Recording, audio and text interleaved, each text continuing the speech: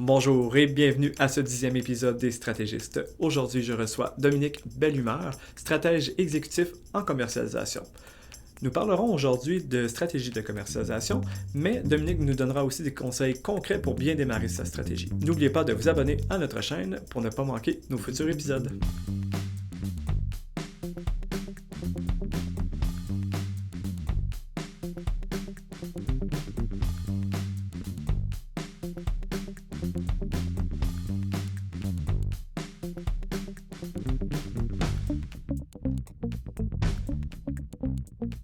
Bonjour Dominique, ça va bien?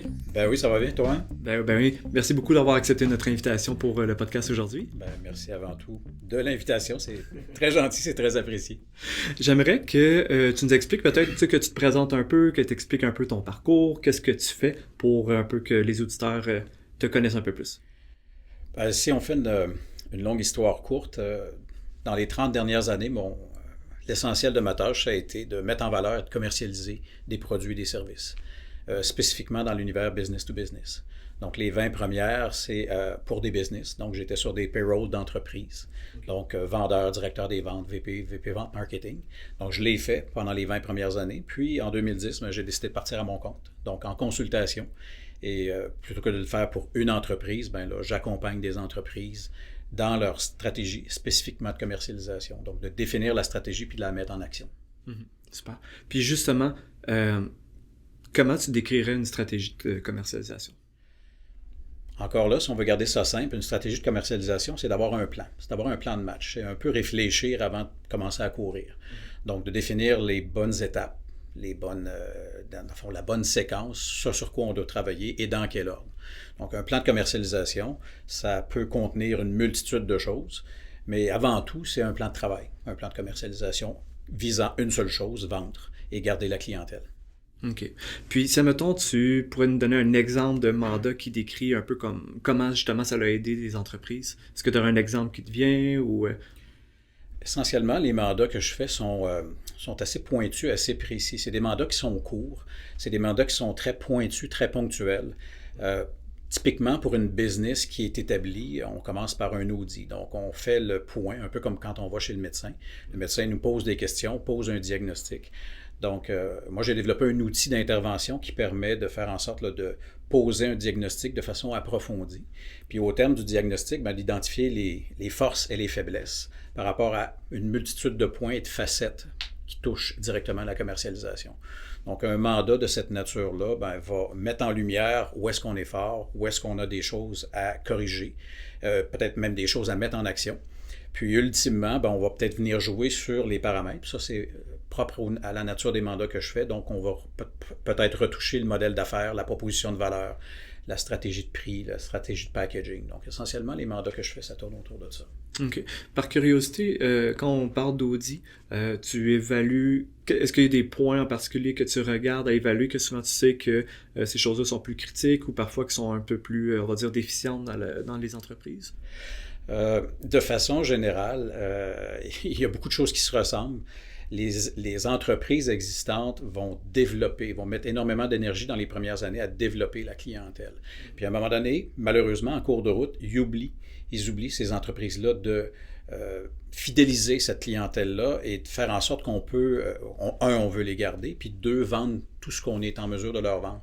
Donc malheureusement, en cours de route, on oublie que ça a coûté beaucoup de temps et d'argent à aller acquérir ces clients-là. Puis on commence à les négliger parce qu'on est toujours en mode... conquête. Donc, on veut conquérir, mais on peut risquer d'en perdre. Donc, essentiellement, ça peut tourner autour de ça. Il y a souvent ce genre de problématique-là qui ressort quand je fais les audits. Surtout que le classique un peu, ça coûte plus cher avoir de nouveaux clients que de garder... Puis ça, malheureusement, les gens l'oublient. Malheureusement, les gens l'oublient parce que le client avec lequel on est en relation, ça ne veut pas dire que c'est toujours parfait, mais on doit garder le lien de communication ouvert avec nos clients, puis surtout... les interroger, à savoir comment ça va, puis qu'est-ce qu'on peut faire de plus pour vous. Donc, malheureusement, on l'oublie. Puis des fois, on est simplement perdu dans le quotidien des opérations, puis là, le business grossit, puis là, on oublie d'où on vient, on oublie ce que ça a été comme effort pour démarrer. Puis malheureusement, la clientèle va commencer à s'étioler au fil des années. Mhm. Puis, quand on parle justement de stratégie de commercialisation, souvent les personnes confondent un peu avec des stratégies marketing. C'est quoi un peu la différence entre les deux? Effectivement. Souvent, les gens vont me contacter. Ah bon, toi, tu peux nous aider à faire du marketing. Pour moi, la stratégie de commercialisation, elle est plus large. Le marketing, c'est une des composantes, les outils et les messages marketing. Donc, pour moi, le marketing, c'est hyper important. Donc, c'est tout l'arsenal. Si on compare ça un peu à un champ de bataille, c'est tous les outils qu'on va se donner pour aller sur le champ de bataille pour combattre. Donc, les outils numériques, les outils visuels, les vidéos, le site web et tout ce qu'on peut imaginer que les gens de marketing, les gens créatifs font de très bien. Donc, c'est les outils qui, essentiellement, vont nous permettre d'aller nous battre sur le terrain. Mais encore faut-il que savoir dans quel genre de bataille on s'engage. Donc, on pourrait avoir des très bons outils marketing, mais pas mener la bonne bataille ou pas l'amener sur le bon terrain. Donc, pour moi, la stratégie de marketing, elle est hyper importante, mais elle doit être englobée de façon plus large dans une stratégie complète de commercialisation. Donc, qui commence par la stratégie d'entreprise, ensuite de ça, les outils marketing, le développement des ventes et finalement, la fidélisation et le développement de la relation des clients. Donc, c'est les 4 grands blocs sur lesquels moi je réfléchis avec mes clients sur où ils sont bons puis où est-ce qu'ils sont peut-être un peu moins bons. Mm-hmm. Puis, est-ce que tu as un peu des erreurs que tu vois souvent qui reviennent souvent au niveau des entreprises qui a trait dans le fond aux stratégies de commercialisation? Avec la nature de business avec laquelle je travaille, je vois essentiellement 2 choses. La précipitation. Donc, les gens vont dire, bon, on a besoin justement d'outils marketing, j'ai besoin d'un site web, une présentation, des flyers, des outils promotionnels.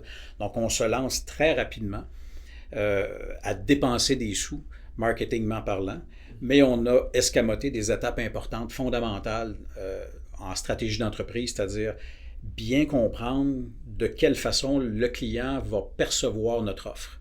Donc, des fois, on a des outils marketing qui sont très beaux, mais trop techniques. Donc, on ne parle pas le langage du client. Le client veut entendre parler de ses douleurs ou des désirs qu'il a qui sont non comblés. Et nous, on arrive avec des beaux outils trop techniques. Donc, le client n'achète pas des technicalités, il achète des solutions à ses problèmes. Donc, on peut avoir des entreprises qui vont, exemple, payer des milliers de dollars pour un revampage de site web, mais à la fin, il est plus beau. Mais on n'a pas retravaillé en profondeur tout le volet communication, tout le contenu du site web. Donc ça, c'est un premier... donc la précipitation, puis d'aller trop vite sur le terrain sans réfléchir avant. L'autre grand problème que je vois, c'est que c'est de l'inaction. Donc, souvent, je pose la question d'entrée de jeu, y a-t-il un pilote dans l'avion des ventes chez vous? Et là, les réponses, parfois, sont évasives. Donc, c'est un peu telle personne, un peu telle personne. OK, à quelle portion de son temps cette personne-là s'occupe de vendre? Et là, encore là, les réponses sont évasives. Donc, malheureusement, il y a dans certaines entreprises, même des entreprises qui existent depuis plusieurs dizaines d'années, il n'y a pas vraiment personne qui s'occupe à temps plein de la direction des ventes et même de commercialiser. Donc, c'est un peu réparti à travers des gestionnaires de projets ici et là. Et là, on se questionne ensuite de ça, pourquoi on n'atteint pas nos chiffres. Ça, puis même dans on va dire des PME, des moyennes entreprises. On parle pas juste des petites entreprises que c'est 2-3 personnes. On parle d'entreprises de très grande taille avec plusieurs dizaines de millions de chiffres d'affaires où est-ce qu'on a développé les ventes au fil du temps sur la base des relations privilégiées d'affaires des fondateurs. À un moment donné, les fondateurs, plus l'entreprise grandit, ils s'éloignent un peu, sont dans la gestion, s'éloignent de la commercialisation. Mais quand on a besoin de faire vivre une entreprise de 500 employés et que personne ne s'occupe à temps plein de la commercialisation, ça peut poser certains défis. Donc, ça arrive dans tout type d'entreprise. Et le pire scénario, moi je l'ai vécu dans ma vie antérieure, c'est qu'on se retrouve dans des organisations ankylosées, sclérosées, lourdes, où est-ce qu'on fait plus de politicaillerie à l'interne que d'aller se battre concrètement sur le terrain et développer nos ventes. OK. Puis c'est quoi un peu est-ce qu'il y a des conséquences directes, mettons, vraiment pour les personnes qui sont là, dans le sens que, est-ce que ça engendre un manque d'outils, de support ou un manque de centralisation, dans le fond, de toute l'équipe et tout ça? Essentiellement, un manque, ça cause une démobilisation. Donc, la vraie personne de vente veut se retrouver dans un environnement qui va être nourrissant, qui va être structuré, qui va être organisé, qui va lui donner les outils, qui va le challenger en cours de route. Mais quand on se retrouve dans des grosses organisations un peu décousues, mal organisées, mal structurées, ça peut faire en sorte qu'on va perdre nos meilleurs vendeurs. Personnellement, j'ai toujours cru que la vente, contrairement peut-être à la croyance populaire, les ventes, c'est pas de l'improvisation et que c'est pas juste du PR. La commercialisation, la vente se doit d'être organisée et très bien structurée, un peu comme des campagnes militaires. Mm-hmm. Ça doit être tout un défi, par exemple, de ramener, justement, de structurer tout ça quand c'est des grosses entreprises qui n'ont pas de structure établie, tout ça dans les ventes. C'est effectivement un défi, mais une entreprise, c'est un peu comme un être humain. On sauve personne, à moins qu'il ait décidé qu'il sauve lui-même. Qui voulait s'aider, qui est tanné de souffrir et qui veut passer à autre chose. Donc, il y a certains cas où est-ce qu'effectivement, suite à l'audit, on constate certaines choses. Et quand arrive au terme de l'audit, le plan d'action, ben à ce moment-là, on voit si l'entreprise a le goût de s'engager ou pas. Mais moi, je valide tout ça en amont. Et habituellement, les réponses sont oui, oui, oui, on veut aller de l'avant et tout ça, mais ensuite de ça, des fois, le naturel, il revient vite, puis on voit qu'on tombe dans l'inaction, malheureusement. C'est surtout au niveau de la direction que cette inaction-là, ou c'est plus au niveau des employés, ou c'est une réticence au changement? Ou... Ça part essentiellement d'en haut. Ouais. Ça part essentiellement d'en haut, donc on doit avoir une... Puis on va constater aussi deux grands types d'organisations, production-driven, sales-driven, donc des entreprises drivées par la production ou drivées par les ventes.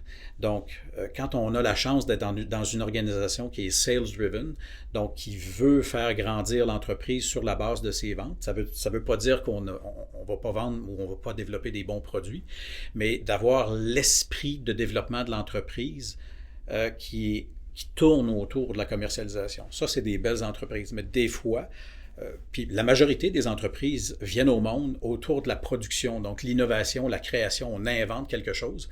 Mais très rapidement, ben, il faut passer du stade artisanal au stade business et c'est là que la fonction commercialisation prend tout son sens. Et on a une belle entreprise, on est 25 employés maintenant, là, il faut se structurer, s'organiser. Là. On ne fera pas des ventes à la petite semaine. Là. Il faut vraiment mettre de l'avant une fonction vente, une fonction commercialisation parce que ben, on veut continuer de grandir, mais surtout de rester en vie. Mm-hmm. Puis justement, toute cette stratégie de commercialisation-là, est-ce qu'il y a des étapes à faire avant? Tu sais, comment on se prépare justement pour établir une stratégie de commercialisation? Dans ma façon de voir les choses, puis je le dis comme ça à mes clients, c'est une opinion, c'est pas la vérité, c'est basé sur mes essais, mes erreurs en cours de route. Ben, tout le volet, premier volet, stratégie d'entreprise, le modèle d'affaires, la proposition de valeur, toute la validation du pricing et du packaging, tout ce qu'on appelle le customer discovery, donc d'aller valider sur le terrain proprement dit si le produit que j'ai, ben, au-delà d'une bonne idée que j'ai en tête, ben, est-ce qu'il y a un fit dans le marché et si oui, pourquoi? Qu'est-ce qui est intéressant dans mon produit? Donc, ces étapes-là, malheureusement, trop souvent, pour des entreprises en démarrage, sont escamotées. Parce que les gens qui démarrent l'entreprise sont drivés par l'énergie de la passion, ils sont en amour avec leurs produits, donc ils vont mettre énormément d'énergie là-dedans. Puis là, ben, ils peuvent passer des mois, sinon quelques années, à peaufiner le produit. Et ils sont tout fiers d'arriver au marché avec quelque chose qui, pour eux, est merveilleux. Et là, ils se tournent vers le marché, puis est-ce que quelqu'un en veut? Donc, si on escamote ces étapes-là, si on ne fait pas en parallèle la validation de marché en même temps que je peux être en train de peaufiner mon produit, puis peut-être de le fine-tuner, de l'améliorer, bien là, je peux me retrouver 2 ans plus tard avec un merveilleux produit, mais dont personne ne veut. OK. Puis ça, mettons, tu sais, on parle de plan d'affaires, les choses comme ça, est-ce que ça prévient un peu, on va dire, ce danger-là, ou c'est vraiment plus... Parce que c'est souvent, il faut que tu aies un financement, il faut que tu passes par plusieurs étapes. Donc, pour que les entreprises se ramassent des fois à ce point-là, c'est quoi un peu leur... qu'est-ce qu'ils ont manqué, à part, on dit, OK, ils ont leur passion, puis ils voient leurs produits, mais ils ont sûrement... Il y a un mouvement très fort dans le marché, au-delà d'une dizaine d'années, là, à peu près 10-12 ans, là, il y a des gens qui sont arrivés avec une nouvelle façon de faire dans le marché, une nouvelle façon de réfléchir aux stratégies d'entreprise. Ça tourne autour du Lean Startup, donc de démarrer, mais à plus petite échelle, de façon et en validant de façon itérative notre idée d'entreprise. Mm-hmm. Donc, de ça a découlé des outils, le fameux Business Model Canva, le Canva de proposition de valeur. Donc, on est plus en mode validation par itération. Le fameux plan d'affaires, ben, s'inscrit un peu à l'opposé de ça. Donc, le plan d'affaires, puis ça, c'est une vision personnelle des choses, là. Ben, le plan d'affaires, c'est le document de 40 pages que tu vas rédiger pour convaincre ton banquier c'est ça, de donner de l'argent. de te prêter de l'argent, puis qui va te prêter une fois qu'il aura pris ta maison en garantie. Donc, il va mitiger son risque sur la base d'un plan d'affaires, souvent où est-ce qu'il va peut-être comprendre la moitié des choses, puis là, ben, il va jauger le dossier, puis il va décider de te prêter ou pas. Mais le plan d'affaires, ben, si le plan est totalement théorique, puis que ultimement il t'amène dans le mur, ben, tu as une garantie que tu vas aller dans le mur parce que tu as un plan pour t'y rendre. Donc, l'idée à travers ça, c'est de faire les choses autrement. Donc, de façon beaucoup plus agile. Donc, on a une idée de produit ou de service. On va très rapidement aller sur le terrain. On va valider notre idée, mais on ne va pas valider notre idée en pensant à ce que ça, techniquement, ce que ça représente, mais plutôt ce que ça amène comme solution à certaines problématiques de nos clients potentiels. Donc, on veut vraiment comme ça grandir et évoluer, mais toujours en restant très bolté, très accroché aux besoins de la clientèle. Donc, c'est une façon bien différente de travailler que ce qu'on a connu dans le passé, le fameux plan d'affaires qu'il fallait rédiger, puis ensuite de ça, on se lançait. Oui, exactement. Puis moi, j'apprécie plus cette façon-là, puis cette façon-là de faire les choses, elle s'applique aussi bien, oui, pour des startups, on peut le comprendre, mais aussi pour des entreprises existantes. Donc, plutôt que de se lancer dans un grand plan de match, un plan de vente sur 3 ans, ben, on y va plutôt par plus petites étapes, par itération, puis tranquillement, on avance et on corrige en cours de route plutôt que de se ramasser dans le mur au bout de 18 mois. Selon toi, qu'est-ce qui a amené un peu ce chiffre-là de mentalité que avant c'était le plan d'affaires, tu présentes ça comme tu disais à ton banquier pour te faire prêter de l'argent, puis tu suis ça maintenant, c'est un peu plus agile, un peu plus flexible? Ben, souvent, les bons produits sont accrochés à des douleurs immenses qui viennent soulager. Ben, une des douleurs immenses dans l'entrepreneuriat, c'est le taux d'échec des startups. Donc, le taux d'échec des startups, il y en a le 2/3 qui ne passent pas le cap des 5 ans. Pourquoi? Ben parce que, justement, on travaillait toujours d'une certaine façon et cette façon-là n'était pas adaptée. Donc, ces outils-là sont venus au monde justement pour essayer d'augmenter le taux de survie des entreprises qui démarrent parce que les entreprises qui démarraient ne le faisaient pas nécessairement de la bonne façon. Donc, on veut mitiger le risque, on veut diminuer l'investissement, puis des fois, je vais pousser mes clients très loin dans ce genre de concept-là que je n'ai pas inventé, mais que j'utilise. C'est qu'à la limite, une idée d'entreprise pourrait tenir sur un apron de restaurant, puis on l'aurait dessiné, puis on est en mesure de valider beaucoup de choses, ne serait-ce qu'avec un schéma de cette nature-là, avant d'investir 300 000 dans un prototype et y passer 2 ans de sa vie. Parce que malheureusement, trop souvent, moi je travaille quand même pas mal avec un incubateur. Et il y a des très, très bonnes idées qui émergent de la science, de la recherche. Mais ces idées-là, ben, le défi, c'est pas tant de techniquement le faire fonctionner. Le vrai défi, c'est de le vendre. C'est de vendre ces idées-là, de trouver un marché pour ça. Puis malheureusement, c'est là qu'il y a trop souvent d'entreprises qui échouent. Puis par curiosité, justement, tout ce qui est incubateur, start-up, est-ce qu'il y a un peu des pièges que tu vois? Tu sais, t'en as vu quand même beaucoup. Est-ce que tu es capable des fois de sortir un peu ces types d'entreprises qui font telle chose, ils ont tendance à moins bien réussir, ou que s'ils font pas ça, ils ont moins tendance à réussir, un peu des pièges ou des mythes des fois que les startups ont ou les startups vont, si on prend le modèle si on prend le business model, il y a essentiellement 3 grandes zones. Est-ce que je suis capable de faire fonctionner le produit? Est-ce que quelqu'un en veut? Et tout ça, est-ce que ça peut être viable? Donc, le prix auquel je pourrais le vendre versus ce que ça me coûte à produire.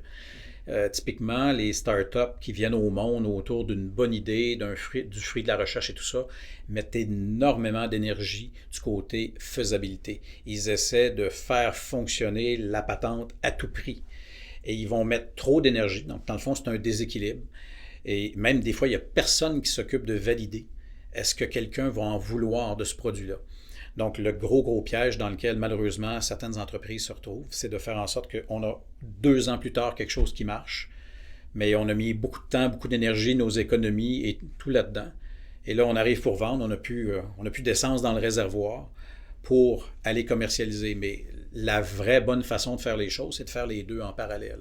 Donc, de peaufiner le développement du produit, de le faire évoluer, mais toujours en validant du côté du marché, est-ce que quelqu'un en veut et si oui, pourquoi, puis comment.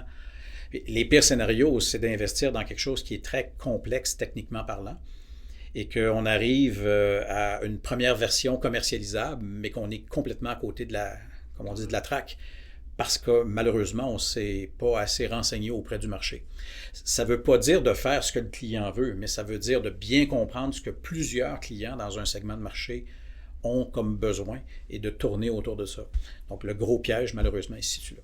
Dans le fond, c'est un peu, c'est un peu des personnes un peu dans leur bulle, ils ont un produit en tête, ils pensent que ça va être bon, ils le font, mais sans jamais valider ou l'adapter au fur et à mesure aussi, parce que on peut le voir, récemment avec la pandémie et tout ça, ça peut changer, les besoins des personnes peuvent changer, fait que j'imagine que de rester ouvert comme ça sur...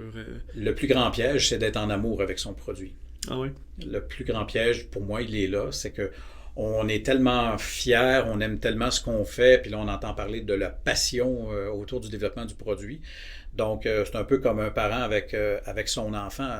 Son enfant, il est beau, il est parfait, il est en amour avec, même si dans la réalité, il est peut-être pas beau pour tout le monde, puis il n'est pas parfait pour tout le monde. Donc, le piège, c'est d'être en amour avec son produit, de se mettre des œillères, des bouchons dans les oreilles, puis de dire, ben moi, c'est ça. Mm-hmm. Mais celui qui vote à la fin de la journée, là, c'est le client qui achète. Le véritable test, c'est là qui se passe. Donc, on peut avoir dans sa tête un produit parfait, mais que de l'autre côté, malheureusement, les gens ne sont pas du même avis. Est-ce que tu as vu, par curiosité, un peu une différence avec le chiffre de tout l'environnement numérique, de vendre en ligne et tout ça? Est-ce que tu as vu un peu une différence dans tes stratégies de commercialisation à ce niveau-là? Vu que, tu sais, avant, c'était très, on va dire le old school, que si c'est un produit physique, naturellement, que tu le vends soit en B2B ou que tu le vends en B2C, mais maintenant que c'est plus ouvert à, je dirais, au monde entier de façon plus facile que ça l'était. Ben, on va reculer dans le temps. Quand je suis entré sur le marché du travail, ben, le web était même pas à ses tout débuts. Je pense que c'était même pas un concept encore répandu. C'est arrivé quelques années plus tard. Moi, je suis arrivé sur le marché du travail en 1991. Donc, les courriels arrivaient, mais le www, le World Wide Web, là, était à ses premiers balbutiements. Donc, pour moi, le web, c'est la beauté d'avoir des vitrines mondiales beaucoup plus facilement que ce qu'on pouvait avoir à l'époque où est-ce qu'on était, comme tu dis, old school, puis on était typiquement dans des relations d'humain à humain sur le terrain ou dans des trade shows.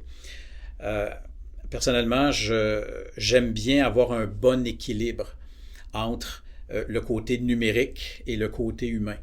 Bon, on s'entend, il y a certaines business qui peuvent très, très, très bien fonctionner totalement de façon numérique. On n'a qu'à penser à Amazon. Il n'y a jamais personne, moi, d'Amazon qui est venu me visiter pour me demander si ça me tentait d'acheter sur le site web.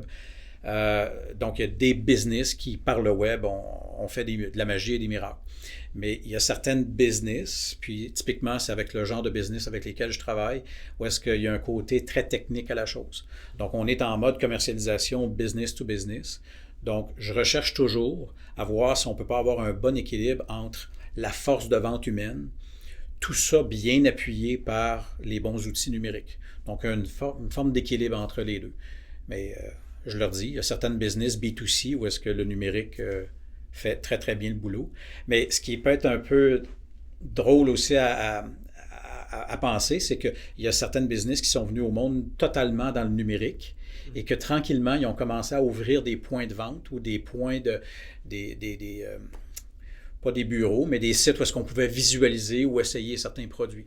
Donc, il y a eu comme une espèce de retour du balancier où est-ce que le numérique, dans certains cas, n'était pas tout à fait suffisant. Et là, tranquillement, ils ont ouvert des points de service ou des points de visite où est-ce que on pouvait vivre une expérience humaine plutôt que ce que le numérique ne nous permettait pas de faire. Donc, essentiellement, dans le genre de mandat que je fais, l'équilibre est toujours recherché. Puis, si on revient un peu justement à la stratégie de commercialisation, comment un peu tu abordes ça avec les gestionnaires? Parce que établir comme ça une stratégie, tu sais, les résultats n'arrivent pas du jour au lendemain. C'est quand même, c'est de la planification pour le long terme. Comment un peu tu t'abordes ça justement avec autant avec les gestionnaires que peut-être l'équipe directement, qu'on fait ça pour engendrer des résultats dans un futur? Effectivement, la notion d'urgence est souvent là. Et là, moi j'ai à jauger, est-ce que la situation est-ce que l'urgence qui est nommée est réaliste par rapport aux nouveaux résultats qu'on espère? Donc, au mois de jeudi, moi, si on veut aller vite, il faut prendre son temps. Et prendre son temps, ça veut dire réfléchir sur les bonnes choses. Puis essentiellement, le discours que je tiens, c'est investir au bon endroit et au bon moment.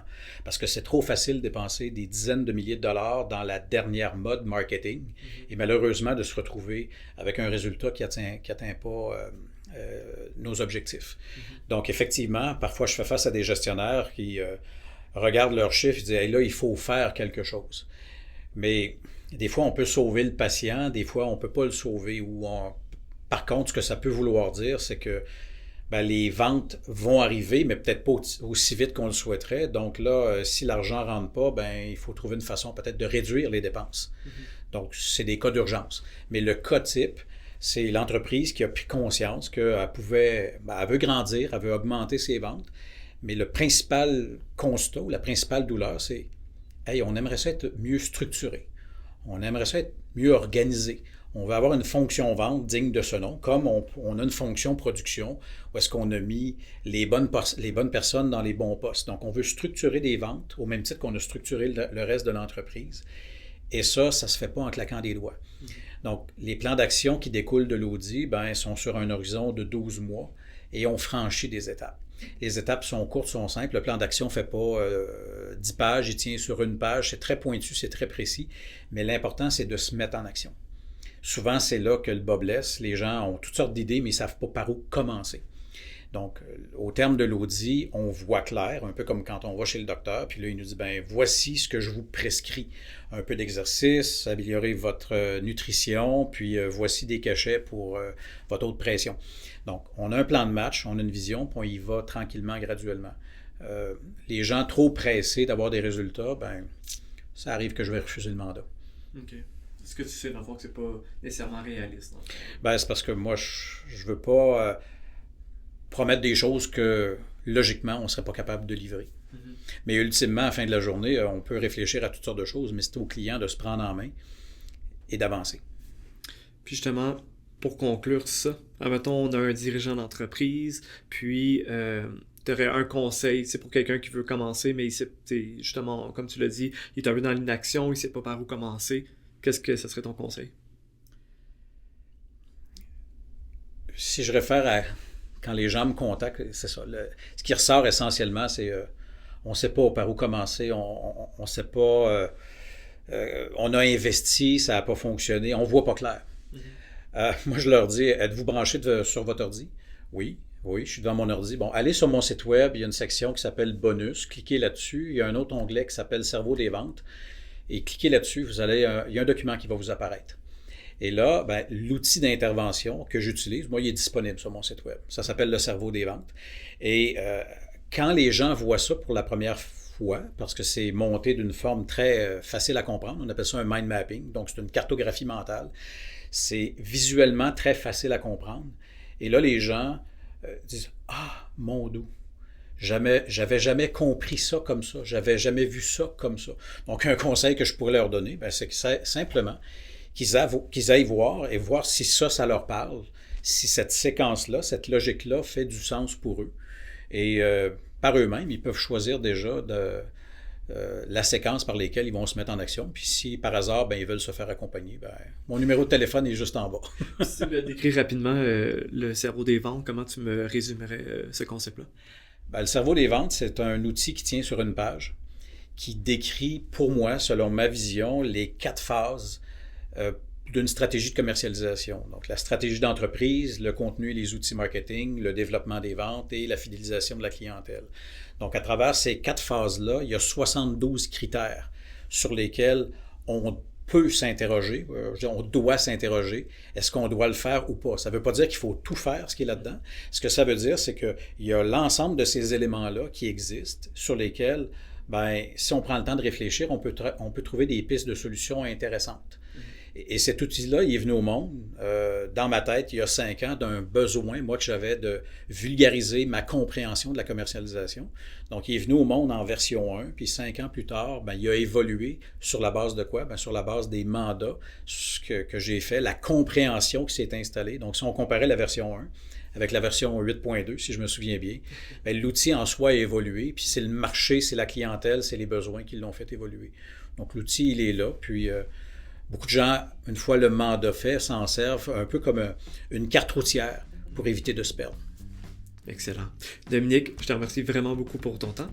Puis ça fut vraiment un plaisir de parler avec toi aujourd'hui. Merci à vous, ça a été très agréable. Les Stratégistes, un podcast de Guarana Marketing. Pour plus d'épisodes, suivez-nous sur YouTube, Spotify ou toute bonne plateforme de podcast. À bientôt!